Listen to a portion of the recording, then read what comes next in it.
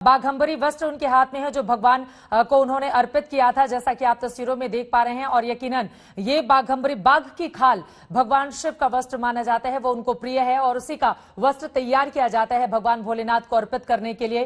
PM Modi ने चढ़ाया है, फिर वहां पर जो पुरोहित मौजूद थे उन्होंने आशीर्वाद स्वरूप वो उन्हें दिया। वस्त्र उनके दाहिने हाथ में है और देखिए आप मंदिर की किस तरह से परिक्रमा करते हुए प्रधानमंत्री नरेंद्र मोदी सबसे पहले उन्होंने नंदी की परिक्रमा की, फिर चारों दिशाओं की परिक्रमा की, चारों दिशाओं को नमन किया और अब उसके पिछले हिस्से में प्रधानमंत्री नरेंद्र मोदी जो मुख्य मंदिर है उसके पिछले हिस्से में यहां पर आ चुके हैं। और ऐसा लग रहा है कि पिछले हिस्से से एक तरफ तो मंदिर को प्रणाम करेंगे ही, वहीं दूसरी तरफ आपको बता दें वो बड़ी चट्टान भी है जिसने आपदा के वक्त इस मंदिर को बचाया था, जिस बड़ी चट्टान के कारण इस मंदिर को उतना नुकसान नहीं हुआ था। प्रणाम करने के बाद अब आगे की ओर बढ़ते हुए यानी कि हर हिस्से में प्रणाम करके परिक्रमा लगाते हुए प्रधानमंत्री नरेंद्र मोदी की ये तस्वीरें अपने आप में बेहद खास हो जाती है। अपनी बात को आगे बढ़ाइए मंजीत। हम देख पा रहे हैं परिक्रमा प्रधानमंत्री की मंदिर परिसर की अब पूरी हो गई है।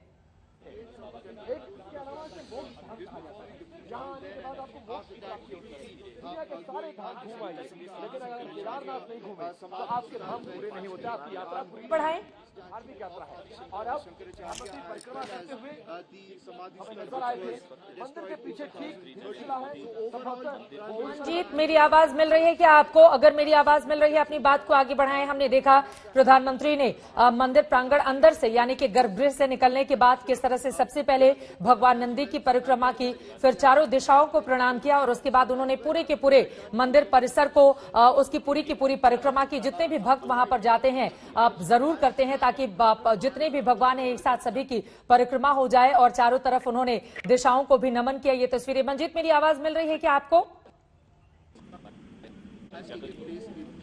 चलिए मंजीत तक हम पहुंचेंगे। मैं चाहूंगी शास्त्री जी आप विधि विधान जी जी जी पारंपरिक तरीका जो है, पारंपरिक जो तरीका है मंदिर में पूजा का, पहले जैसे जलाभिषेक के बाद जो परिक्रमा होती है प्रधानमंत्री ने उसी रास्ते को तय किया, उसी तरह से उन्होंने पूरा कार्यक्रम किया।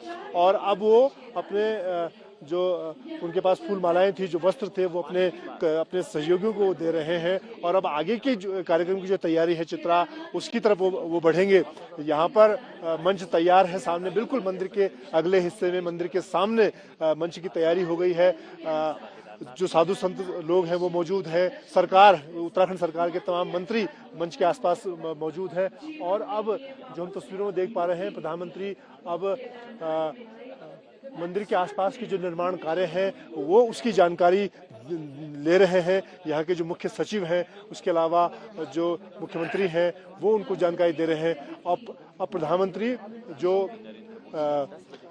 आदिगुरु शंकराचार्य की समाधि का लोकार्पण का जो कार्यक्रम है उस स्थल की तरफ आगे बढ़ रहे हैं।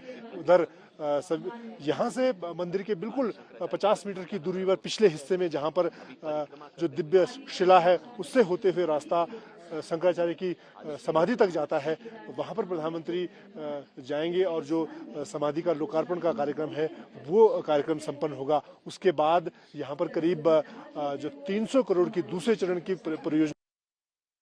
और आप देख पा रहे हैं तस्वीरों में किस तरह से प्रधानमंत्री नरेंद्र मोदी अब उस हिस्से की ओर आगे बढ़ते हुए, ये जो बड़ी सी चट्टान आप देख रहे हैं इसकी भी अद्भुत कहानी है।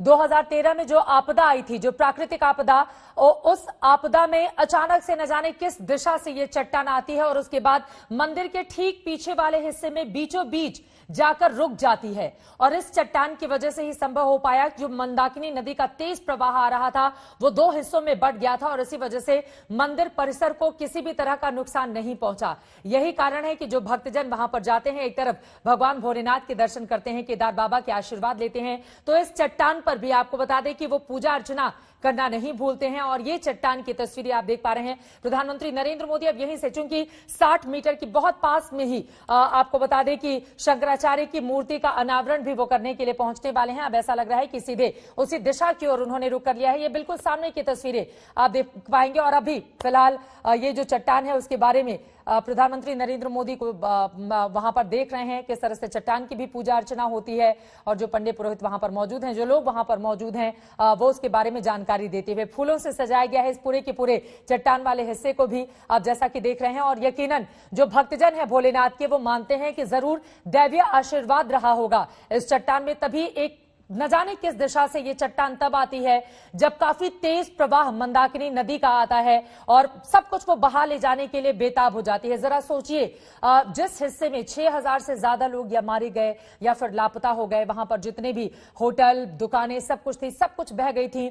वहां पर इस मंदिर को किसी भी तरह का उस तरह का नुकसान नहीं पहुंचा जितना बड़ा हो सकता था, और उसके पीछे की बड़ी वजह अगर कोई है तो वो चट्टान जो पीछे आकर, बिल्कुल मंदिर के ठीक पीछे आकर खड़ी हो गई थी। और अब पीएम आगे की ओर बढ़ते हुए यहां पर आप देख पा रहे हैं कुछ ऐसी पेंटिंग्स लगाई गई हैं जिसके बारे में यकीनन प्रधानमंत्री को जानकारी दी जाएगी और फिर आगे बढ़कर वो पहुंचेंगे शंकराचार्य की जो मूर्ति लगाई गई है उसके अनावरण के लिए।